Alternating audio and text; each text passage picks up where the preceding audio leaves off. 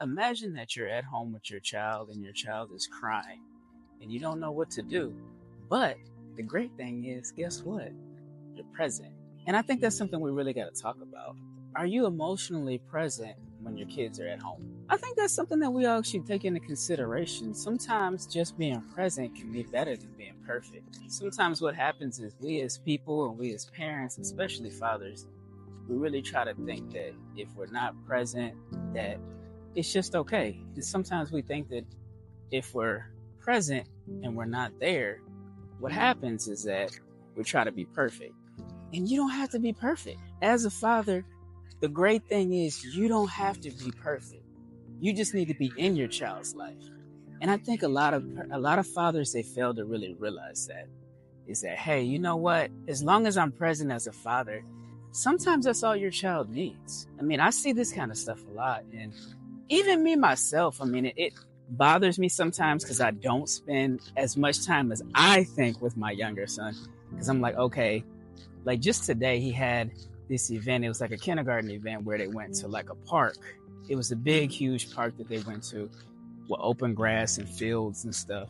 But I didn't go. And sometimes I don't always go to his events because I have to work. But it's like I go to my oldest son's stuff. And I'm like, both of y'all got events and I got to take off from work and stuff. But being present is the best thing. And don't get me wrong, there are times too where it does bother me too that just being at home, that he's not with me, my younger son, that he's not always there with me. And sometimes it's just like that because when you have a custody agreement, you're not able to see your kid all the time. And one of the things is that I get why you got to tell your kid emotionally if something happens.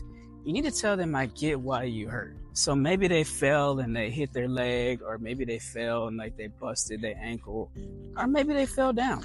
And the thing is, you just tell them, hey, I get why you're hurt, and try to be there and give them a hug. That's one thing I always have to do with my younger son. And the reason why is just simply because he really just needs that love and attention sometimes.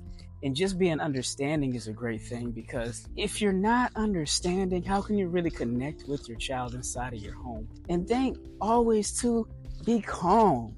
And that's one thing I love about me. I'm always so calm. I'm always so calm as a father, and I love that because I think early on, I used to get irritated and frustrated when my kids were like 1 and 2 years old. But now that my younger son is 6 and then my older son is 11, I've just learned over time, just through life experience, and then just having my kids for a while, that I can be really calm and I don't have to overreact and I don't have to panic and stuff.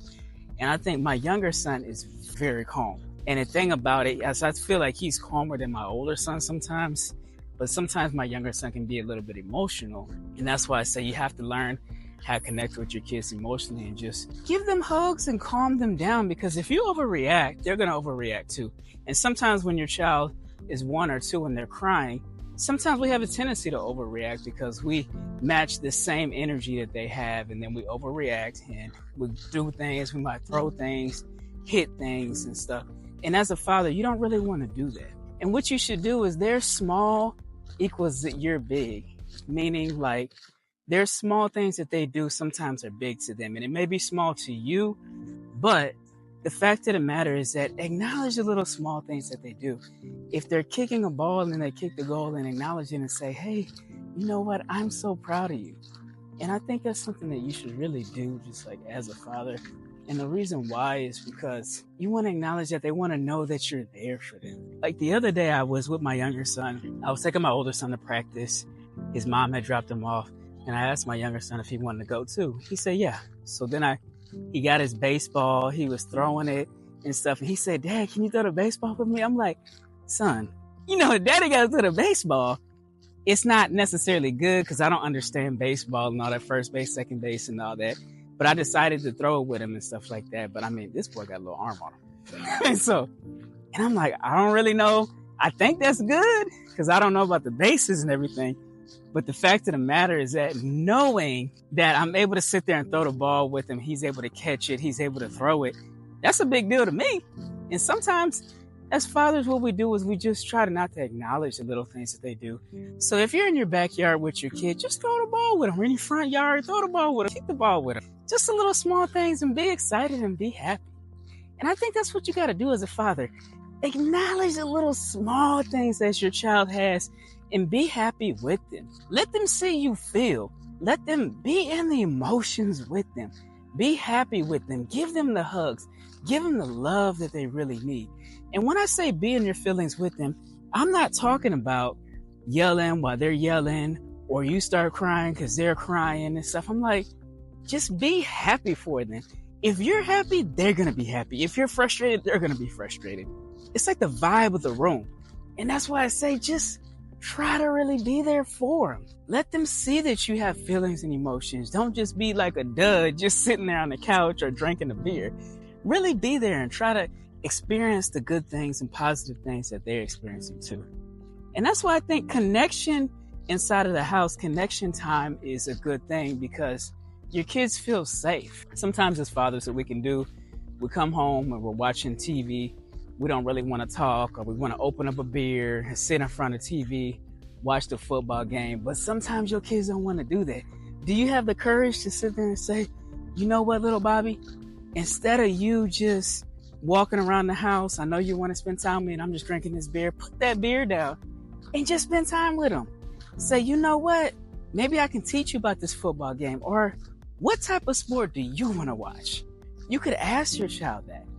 And that's important because once you do that, you have that connection that you can have at home. Because what you can do is you can put on any sport that you want, baseball, football, soccer, anything, and then you can have the connection time with your child that you want. And not only that, they can have the connection time that they want with you. And that's how you really got to look at it. And if you make a mistake and you blow it, guess what? We all make mistakes. I can't tell you the amount of times that I've messed up and stuff like that, yelled, or getting frustrated and stuff. And as time goes on, it just gets easier and easier. It's like anything in life. It's repetitive. When you practice certain things and you practice it the right way, what happens is that you get better at it over time. I've learned how to stay calmer. I've learned how to love my kids the way that they need to be loved.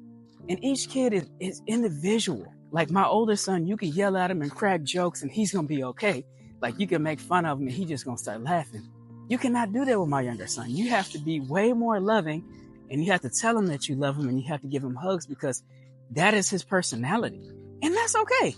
And I always tell everybody that you can't yell at him. You got to talk to my younger son in a nice, calm tone because that's how he is. Now he is more funnier. My younger son is way more funnier than my older son. But their personalities are so different. But I love them each in their own individual way. So I wouldn't necessarily say I love one child more than the other, but I do love them in the way that they need to be loved. It's the same thing if you have your love languages. Sometimes it's buying gifts, sometimes it's spending quality time, and sometimes it's just different things. So you have to figure out what their love language is. And once you do that, you're able to really connect with your child at the level to where y'all can understand each other. And that's really what I want y'all to do as fathers. I want you to be present inside of the home. And I want you to know that, hey, I can really be there for my child at home. I don't have to sit down and not pay attention to him, watch TV, or be in my office at home. I can really sit back and say, I want to be with my child. I'm going to spend time with my child. And you can do that. I believe in you. You believe in you. I know you can do it as a father. So tell me what y'all think down below. When y'all are at home or even outside of the home as a father, what do you do to connect with your child? Or do you even try to connect? Or sometimes do you get lost? Let me know what you think down in the comments below. How do you connect with your child? Remember, like, share, subscribe. Peace. I'm out.